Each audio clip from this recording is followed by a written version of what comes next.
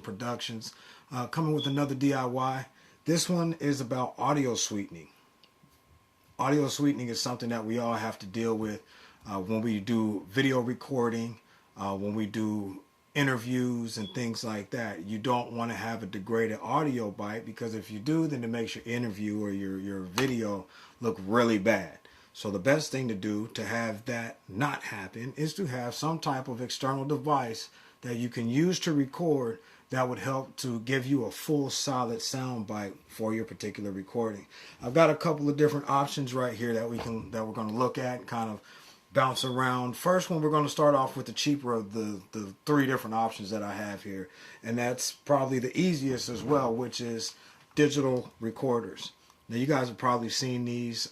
There's a lot of different types of digital recorders. There's some that are way better than these and cost a lot more money, but they perform the same function as those same type of digital recorders that are more expensive and cost more money. This one right here, you can grab something like this from Walmart for about 20-30 bucks. This one here is around about 60 to 80, depending on where you go, Walmart, Staples, or someplace like that. Both of these actually have microphone inputs on the top where you can plug in a microphone. They both have earphone plugs where you can plug in earphones, so you can actually hear the recording as it's being done. And the good thing about them are they all have a built-in microphone too, that you can actually hold it up and allow the person to record into it like that. But again, that kind of gives you a funny sound. So to keep that from happening, you want to go ahead and invest in an external microphone that you can hook up into your recording device. So this here is a lavalier microphone that I use sometimes to do some recording, and it just simply plugs into the mic input just like that.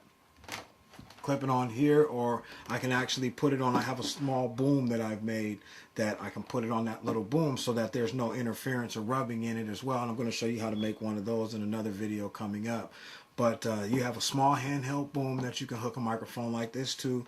Good thing about lapel microphones are they're very, very powerful. They can pick up a lot of sound in a large area or even a small area, but the best thing about them is they're very compact. And if you don't want to have someone holding it, or if you don't want to hold it yourself, you can just easily clip it to your shirt and even catch the person that's right next to you that you're interviewing and be able to get a nice clear signal with them. So this is option number one, and that's the digital recorders. Again, this one right here is about 20, maybe 30 bucks at Walmart, depending on your area. This one can be anywhere from 60 to 80. A RCA is this one, and this one is a Sony. Now, again, there are other options. For example, the Zoom recorder, handheld recorders. There are about 8 different types of Zoom recorders. They're all really nice. Some of them have built-in condensers on them already, so you don't have to have anything but that actual unit in your hand, and you're basically killing 2 birds with 1 stone. You got your microphone and you got your recorder, and they're professional grade, so you're guaranteed to get a nice quality sound. So those microphones. Then if you're doing something like in an arena, or you're doing something in a church, or a lecture hall or something like that, you've got the option of using a lapel lavalier microphone that is VHF or UHF signal. Now, these type of microphones are great because the simple fact is they can cover a long distance. You go ahead and simply hook your microphone into your plug here like that. Go ahead and clip it on your shirt, put this on your belt. Don't have to worry about holding anything in your hands, and this will allow the person that you're recording or that you're interviewing or that's speaking or whatever it is that your event is that you're covering will give you a nice, clear, solid signal, because one, this is a professional grade microphone here, so that's number one, and number two, it has one of these. Wow.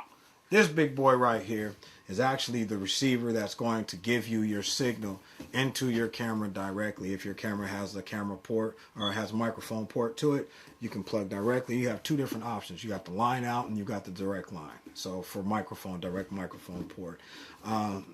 Microphones like this is an Audio Technica.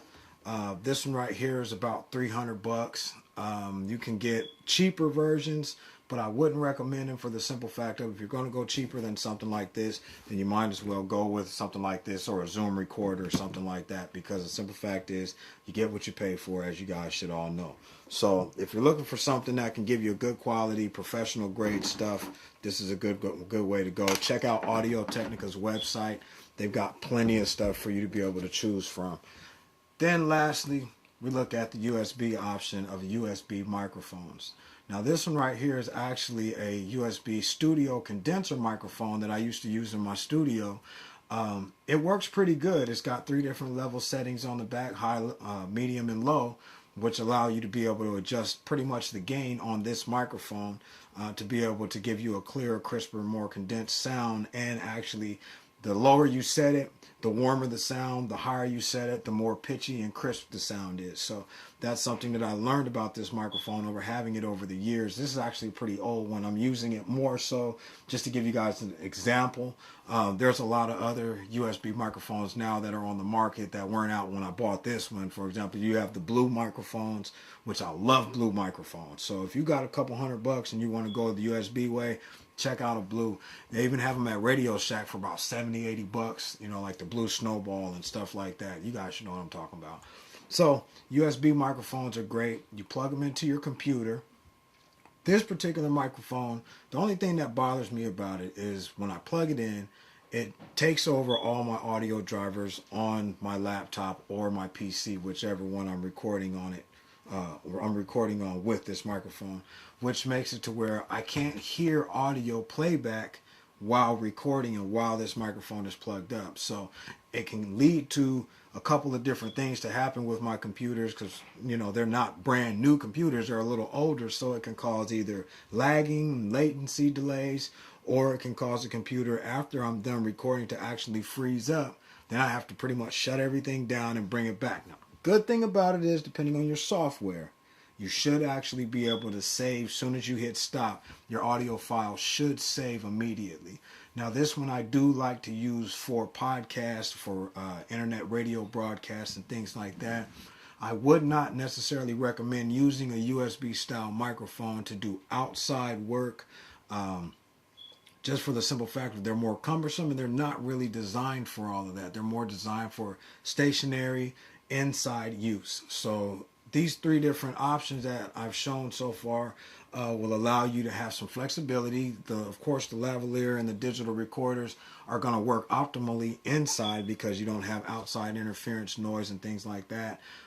This is really designed to be inside, but at the same time, those particular options give you the flexibility to go outside and beyond the studio and still get a good, solid, crisp sound, and that allows you to sweeten up your audio for your videos. So I hope this tutorial helped. I hope this was something that you guys can use.